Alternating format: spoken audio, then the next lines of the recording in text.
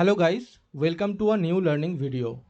तो आज हम एसएमसी का one of the most important concepts inducement के बारे में डिटेल में जानेंगे, क्योंकि SMC is incomplete without inducement. इससे पहले आप लाइव मार्केट में प्रॉपर गाइडेंस के लिए हमारे फ्री टेलीग्राम चैनल को ज्वाइन कर सकते हो। लिंक आपको डिस्क्रिप्शन बॉक्स पे मिल जाएगा। इंड्यूसमेंट को बेसिकली आप लिक्विडिटी या ट्रैप बोल सकते हो, या फिर मैनिपुलेशन भी बोल सकते हो, क्योंकि विदाउट लिक्विडिटी कोई भी स्टॉक या इंडेक्स का प्राइस अपसाइड या डाउनसाइड मूवमेंट नहीं कर पाता है। मार्केट में प्राइस मोमेंटम के लिए इंड्यूसमेंट बहुत ही जरूरी है। बिग प्लेयर्स जब भी मार्केट को अप या डाउन लेके जाना चाहते हैं तो उन्हें पहले अपना large amount of pending order को फिल करने के लिए रिटेलर्स को ट्रैप करना पड़ता है, क्योंकि लार्ज अमाउंट ऑफ बाइंग तभी बिग प्लेयर्स कर पाएंगे जब वहां पे large amount of retailers selling करेंगे और उनको ट्रैप किया जाएगा। इसको हम फेक ब्रेकआउट या ब्रेकडाउन भी बोल सकते हैं। ऑर्डर ब्लॉक के बारे में डिटेल में जानने के लिए आप हमारे आई बटन पर क्लिक करके वीडियो को देख सकते हो, या फिर डिस्क्रिप्शन में भी मैं वीडियो का लिंक दे दूंगा। लेकिन एक ऑर्डर ब्लॉक को ट्रेड करने के लिए या फिर ब्रेकअप स्ट्रक्चर या चेंज ऑफ कैरेक्टर को कंफर्म करने के लिए हमें इंड्यूसमेंट की जरूरत होती है। तो अभी हम इंड्यूसमेंट को ग्राफिकली समझेंगे एंड उसके बाद चार्ट पे जाके डिफरेंट एग्जाम्पल्स के साथ इंडियन मार्केट का स्टॉक्स इंडेक्स सारा एग्जाम्पल्स हम कवर करेंगे। इंड्यूसमेंट को जानने से पहले आप एक लाइन याद रखना, liquidity in the last pull back after breakup structure और चेंज ऑफ कैरेक्टर। मतलब ब्रेकअप स्ट्रक्चर या चेंज ऑफ कैरेक्टर के बाद जो लिक्विडिटी होता है लास्ट पुल बैक में, लिक्विडिटी का मतलब सिंपली ट्रैप बोल सकते हो, जहां पर रिटेलर ट्रैप होते हैं, वही लिक्विडिटी को हम इंड्यूसमेंट बोलते हैं। तो अभी हम जान लेते हैं इंड्यूसमेंट को हम आइडेंटिफाई कैसे करेंगे। उसके बाद इंड्यूसमेंट होने के बाद हम ऑर्डर ब्लॉक पे ट्रेड कैसे लेंगे, एंड कभी कभी अगर ऑर्डर ब्लॉक अवेलेबल नहीं है तो इंड्यूसमेंट स्विप पे हम कैसे ट्रेड लेंगे, सारा चीज वन बाय वन हम देख लेते हैं यहाँ पे। तो जैसे कि आप यहाँ पे देख सकते हो, market higher high, higher low and higher high का फॉर्मेशन करते हुए इंपल्स एंड पुलबैक के थ्रू अपसाइड मोमेंटम कर रहा है। एंड इसके बाद जो हमारा लास्ट पुलबैक है या लास्ट हायर लो है, उसको जब मार्केट ले लेगा, मतलब ब्रेक डाउन कर देगा एंड अपर साइड पे मोमेंटम करेगा, तभी हमारा ब्रेकअप स्ट्रक्चर कंफर्म होगा। तो ब्रेकअप स्ट्रक्चर कंफर्म होने के लिए इंड्यूसमेंट होना जरूरी है। इंड्यूसमेंट का मतलब सिंपली लास्ट पुलबैक होता है, जहां पे बहुत सारे रिटेलर्स का ऑर्डर पेंडिंग होता है, क्योंकि यहाँ पे बहुत सारे रिटेलर्स बाई करते हैं एंड इस ब्रेकडाउन पे बहुत सारे रिटेलर्स सेल करते हैं। तो दोनों को ट्रैप करते हुए मार्केट अपसाइड मोमेंटम करता है। तो जो लास्ट हमारा पुल बैक है, जो एक हायर हाई भी हो सकता है या फिर इंटरनल स्ट्रक्चर में पुल बैक भी हो सकता है, उसको ब्रेक डाउन करने के बाद या ब्रेकआउट करने के बाद जब मार्केट मैनिपुलेट करता है रिटेलर्स को एंड बाद में ब्रेकअप स्ट्रक्चर देता है, तो उसी को हम इंड्यूसमेंट बोलते हैं। इसके बाद मार्केट ने फिर से देखिए यहाँ पे हायर हाई क्रिएट किया एंड यहाँ पे हायर लो क्रिएट किया। फिर से मार्केट ने यहाँ पे हायर हाई क्रिएट किया एंड जो लास्ट हायर लो यहाँ पे आपको दिख रहा है, इस हायर लो को मार्केट टेकन आउट करके इसी लेवल पे मान लीजिए कोई अनमिटिगेटेड या अनफिल्ड ऑर्डर ब्लॉक से मार्केट रिएक्ट करते हुए अपसाइड मूवमेंट कर देगा। एंड यहाँ पे ही आपको अपना ट्रेड इनिशिएट करना है, जो कि हम चार्ट पे जाके और भी डिटेल में समझेंगे। अगर सेलिंग साइड की बात करें तो यहाँ पे आप देखो लोअर लो का फॉर्मेशन हो रहा है, लोअर हाई का फॉर्मेशन हो रहा है, फिर से लोअर लो का फॉर्मेशन हुआ एंड उसके बाद जब मार्केट लास्ट लोअर हाई को टेकन आउट करके फिर से लास्ट लोअर लो को ब्रेकआउट किया, उसी को हम ब्रेकअप स्ट्रक्चर कहते हैं। एक चीज हमेशा याद रखना, जैसे कि आप यहाँ पे देख सकते हो, ब्रेकअप स्ट्रक्चर के लिए भी इंड्यूसमेंट जरूरी है एंड ऑर्डर ब्लॉक पे ट्रेड लेने के लिए भी इंड्यूसमेंट जरूरी है। जब आप ट्रेड लेने जा रहे हो तो उससे पहले आपको ये देखना पड़ेगा कि ऑर्डर ब्लॉक के ऊपर या ऑर्डर ब्लॉक के नीचे बाइंग साइड की अगर बात करूँ तो इंड्यूसमेंट अवेलेबल है कि नहीं। अगर इंड्यूसमेंट अवेलेबल नहीं है तो उस ट्रेड का प्रोबेबिलिटी बहुत ही कम हो जाता है। तो आपको पहले इंड्यूसमेंट बहुत ही अच्छी तरीके से समझना होगा। अभी आप ये एग्जाम्पल को ध्यान से समझिए। यहाँ पे मार्केट क्या कर रहा है, higher high and higher low का फॉर्मेशन करते हुए अपसाइड मूवमेंट कर रहा है। उसके बाद मार्केट ने लास्ट हायर लो को टेकन आउट करके अपसाइड ब्रेकआउट दे दिया, तो हमारा ब्रेकअप स्ट्रक्चर कंफर्म हो गया। उसके बाद मार्केट ने क्या किया, हायर लो कंफर्म किया। इसके बाद ये जो पॉइंट आपको दिख रहा है, जिसे मैं रेड कलर से मार्क कर रहा हूँ, ये जो पॉइंट है, ये दो पॉइंट, ये 2 पॉइंट हमारा इंटरनल स्ट्रक्चर है, क्योंकि मार्केट ने जब लास्ट हायर हाई को ब्रेकआउट नहीं किया है तब तक हमारा नया हायर लो क्रिएट नहीं होता है। ये लास्ट हायर हाई है एंड लास्ट हायर लो ये है, इसके बीच में जो भी आपको दिखेगा वो इंटरनल स्ट्रक्चर कहा जाएगा। इसके बाद आप देखो मार्केट क्या कर रहा है, फिर से यहाँ पे एक हायर हाई का फॉर्मेशन क्रिएट कर रहा है। जब भी मार्केट यहाँ पे हायर हाई क्रिएट कर दिया तब हमारा जो लास्ट पुल बैक है वही इंड्यूसमेंट पॉइंट की तरह कंसीडर हो जाएगा। एंड मार्केट ने, आप देख सकते हो, ये जो लास्ट इंड्यूसमेंट है यहाँ पे ले लिया मार्केट ने एंड ऊपर चला गया। इस केस में आप ध्यान से देखोगे तो मार्केट ने जो हायर लो था इस पॉइंट को ब्रेक डाउन नहीं किया, लेकिन जो लास्ट पुल बैक है जो कि इंटरनल स्ट्रक्चर है उसको ब्रेक डाउन कर दिया। तो इस केस में भी हम इसको इंड्यूसमेंट मानेंगे। मतलब सिंपल है, बिग प्लेयर्स रिटेलर को ट्रैप करते हुए अपसाइड मोमेंटम कर रहा है एंड ब्रेकअप स्ट्रक्चर दे रहा है।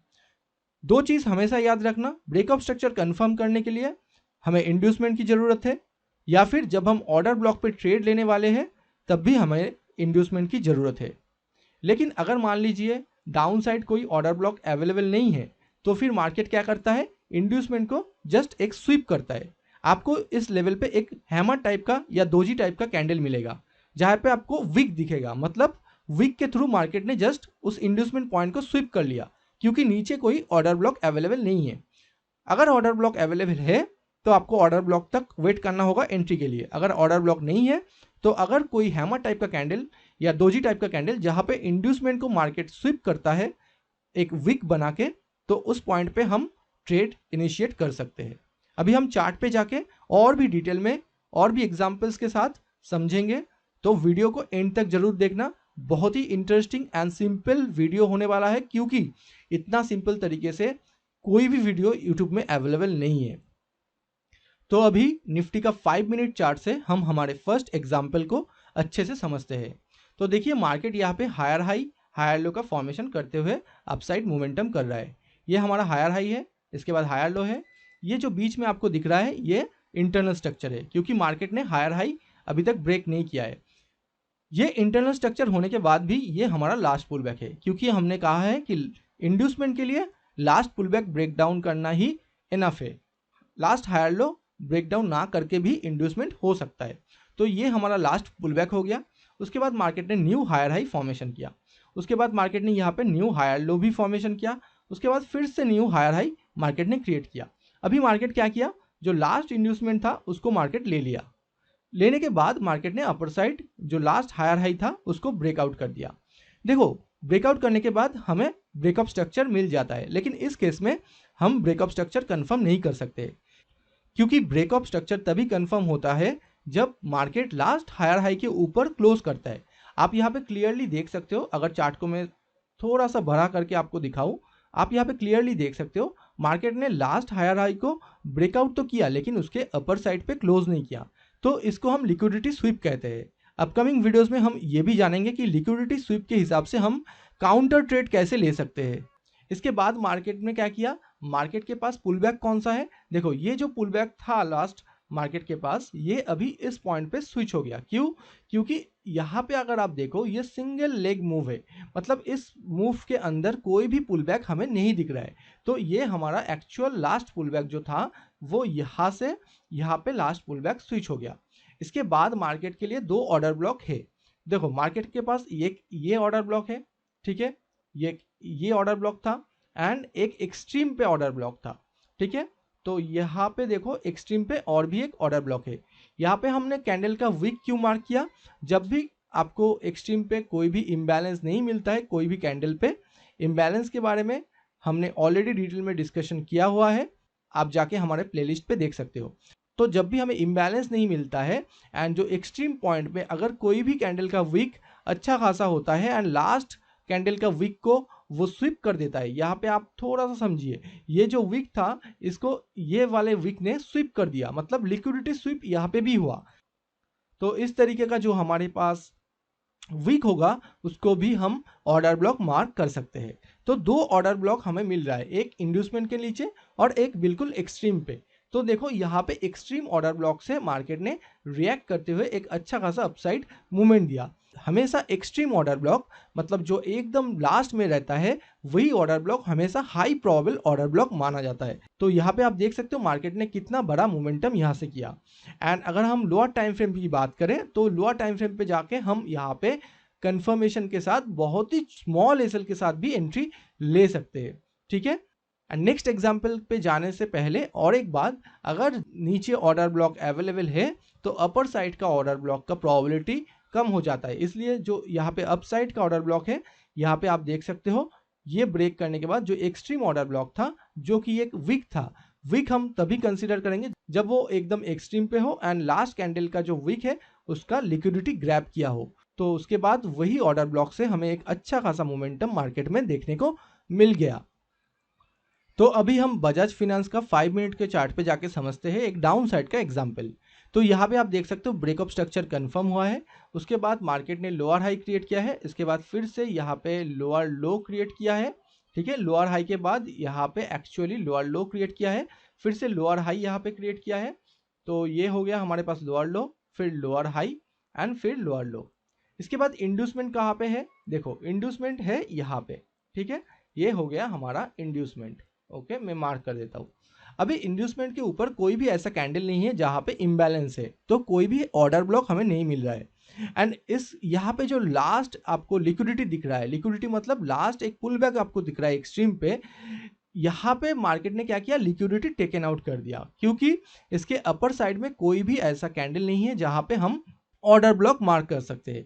देखिए यहाँ पे भी एक वीक है, लेकिन इस वीक ने पिछले वाले कैंडल का वीक को ब्रेकआउट नहीं किया है, मतलब उसका लिक्विडिटी ग्रैब नहीं किया है, तो इसको हम ऑर्डर ब्लॉक नहीं कह सकते, ठीक है।